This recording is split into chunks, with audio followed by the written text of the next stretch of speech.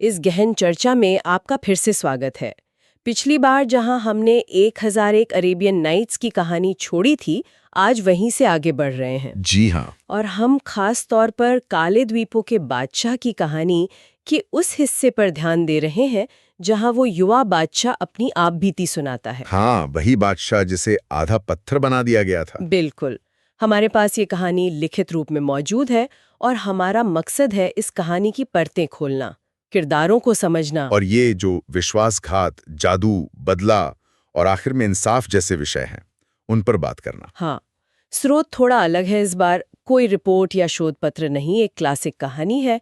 तो ठीक है, चलिए इस दिलचस्प कथा में उतरते हैं। बिल्कुल। कहानी उस मोड़ पर है जहां मेहमान बादशाह ने उस पीड़ित राजा को, जो आधा पत्थर बन चुका है, खोज लिया है और अब वो राजा अपनी दुख भरी कहानी सुना रहा है। हाँ, वो अपनी पूरी कहानी बयान कर रहा है। युवा बादशाह बताता है कि वो महमूद शाह का बेटा है, काले द्वीपों का राजा। अच्छा। वो कहता है कि ये द्वीप दरअसल 4 पहाड़ थे और राजधानी वहीं थी जहां अब वो जादुई झील है। अच्छा। तो ये सब बदला गया है। हाँ। उसने अपनी चचेरी बहन से शादी की थी जिससे वो बहुत प्यार करता था। कहता है कि पहले 5 साल तो सब बढ़िया चला, खुशी से बीते। लेकिन फिर उसे लगने लगा कि रानी का बर्ताव बदल रहा है। वो पहले जैसी मोहब्बत नहीं जताती। अच्छा, ये बदलाव महसूस होने लगा था। और फिर एक दिन उसे हकीकत पता चली, बड़े ही नाटकीय ढंग से। जब वो आराम कर रहा था, उसने 2 दासियों को बात करते सुना। क्या बात करते सुना? कि रानी रात में बादशाह को कोई नशे वाला शरबत पिलाकर सुला देती है और कहीं चली जाती है। ओहो। बादशाह ये सुनकर तो एकदम सन रह गया, पर उसने जाहिर नहीं होने दिया, सोने का नाटक करता रहा। यहाँ से चीजें तेजी से बदलती हैं। बिल्कुल। ये कहानी का एक क्लासिक मोड़ है, वो छुपा हुआ सच जो बाहर आ जाता है। और यहाँ दिलचस्प ये है कि कैसे बाहरी तौर पर इतना खुशहाल दिखने वाला रिश्ता, उसके अंदर इतना बड़ा विश्वासघात पनप रहा था। हाँ, और ये दासियों का बातचीत सुनना, ये कहानी कहने का एक बहुत पुराना तरीका है। बिल्कुल इससे मुख्य किरदार को वो जानकारी मिल जाती है जो उससे छुपाई जा रही है। सही कहा। ये बाहरी दिखावा और अंदर की कड़वी हकीकत के बीच का गहरा फर्क दिखाता है। बिल्कुल। हाँ, और बादशाह का अगला कदम बड़ा सोचा समझा था। उसने शरबत पीने का नाटक किया। अच्छा। रानी के जाने के बाद चुपके से उसके पीछे गया। उसने देखा कि रानी जादू से दरवाजे खोलती हुई महल से निकली और पास के जंगल में गई। जादू से दरवाजे खोले मतलब रानी जादूगरनी थी? हाँ, यही तो बात है। और वहां जंगल में जो नजारा देखा, वो देखकर तो वो दंग रह गया। क्या देखा उसने? रानी एक हबशी दिखने वाले प्रेमी के साथ थी। उससे अपनी मोहब्बत का इजहार कर रही थी और साथ में शिकायत भी कर रही थी कि वो उसे नजरअंदाज करता है। और हैरानी की बात यह है कि रानी अपनी जादुई ताकत की शेखी भी बघार रही थी। कह रही थी कि चाहे तो सब तबाह कर दे, पर क्या करे, प्यार में मजबूर है। आपको नहीं लगता ये रानी का किरदार काफी जटिल है? निश्चित रूप से। रानी का चरित्र यहाँ एक बड़ा ही दिलचस्प विरोधाभास पेश करता है। देखिए, उसके पास इतनी जादुई शक्ति है, वो चाहे तो पूरे शहर को बदल सकती है, जैसा उसने बाद में किया भी। हाँ। लेकिन भावनात्मक रूप से वो एक ऐसे प्रेमी के अधीन है जो उसकी कदर नहीं कर रहा, उसकी उपेक्षा कर रहा है। सही। ये शक्ति की सीमाओं और मानवीय इच्छाओं की जटिलता पर एक गहरा सवाल उठाता है। शायद ये दिखा रहा है कि बाहरी ताकत या शक्ति भी आपकी अंदरूनी असुरक्षाओं या भावनात्मक जरूरतों को खत्म नहीं कर पाती।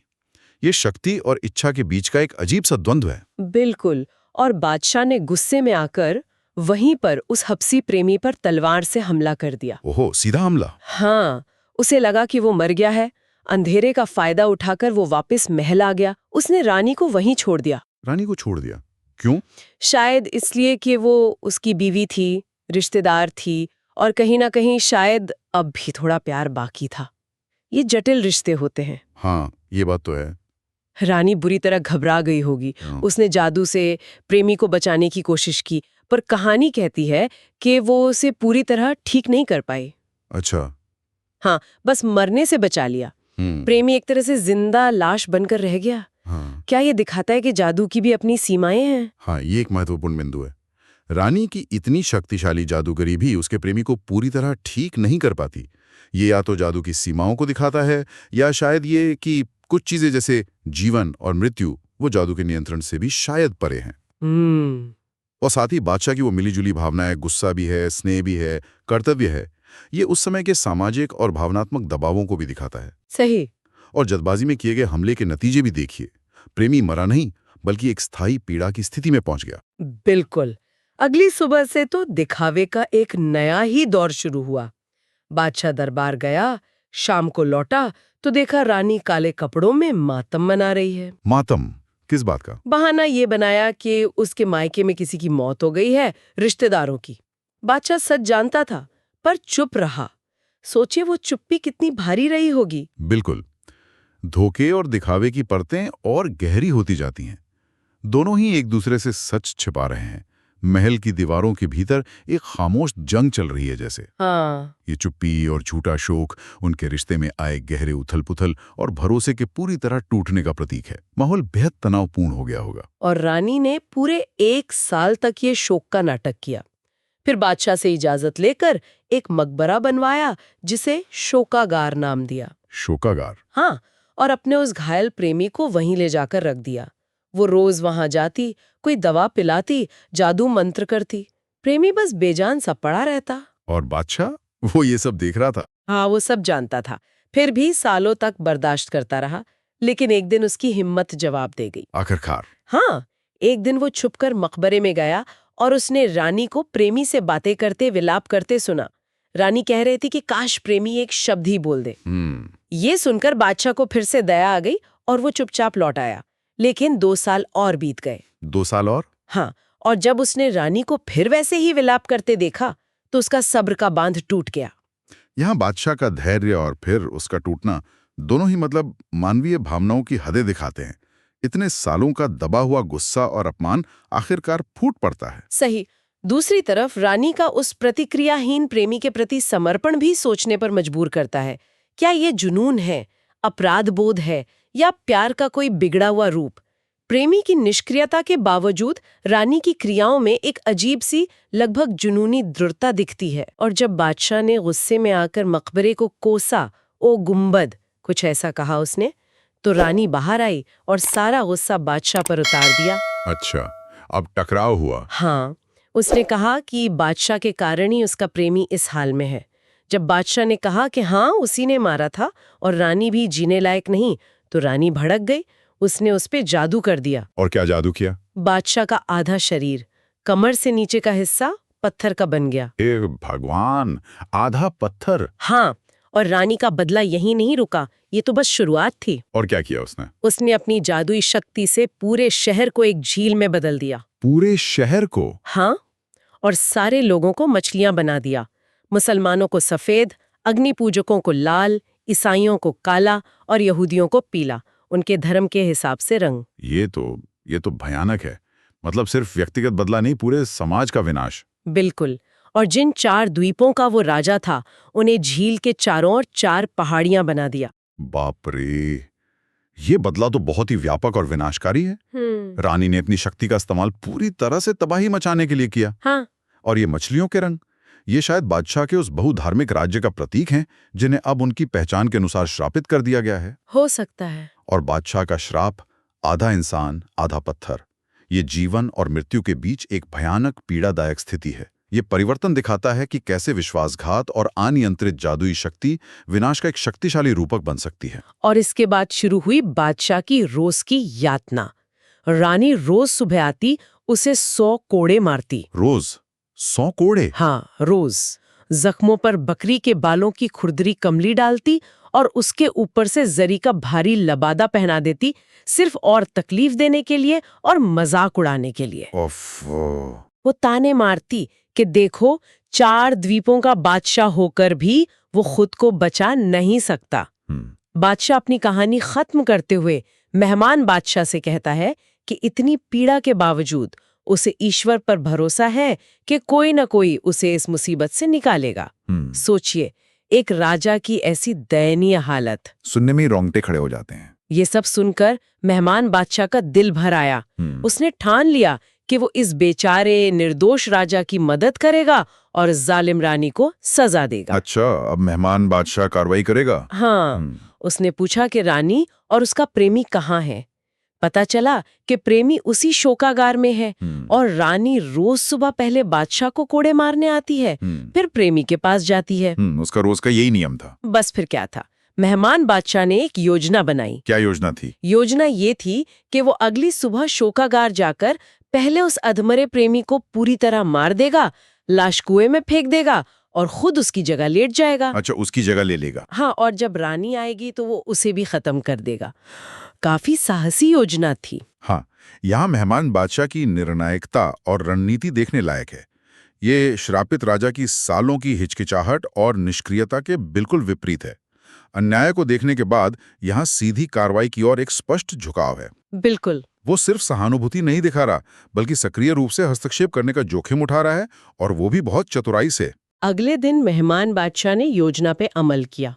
शोकागार में जाकर उसने उस हबशी प्रेमी को मारा, लाश कुएं में फेंकी और खुद तलवार छिपाकर उसकी जगह लेट गया। ठीक है। थोड़ी देर में रानी आई, पहले अपने पति यानी काले दीपों के बादशाह को रोज की तरह 100 कोड़े मारे, उसकी चीखें गूंजी, फिर वो शोकागार पहुंची। अब वो नकली प्रेमी के पास आई। हाँ, और प्रेमी समझकर मेहमान बादशाह के सामने बैठकर अपना दुखड़ा रोने लगी।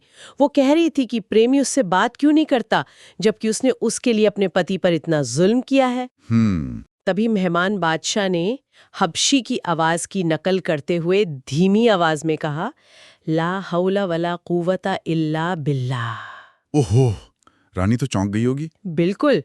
फिर उसने हबशी बनकर शिकायत की कि तुम्हारे पति के रात दिन चिल्लाने से मेरी तबीयत ठीक नहीं हो पा रही।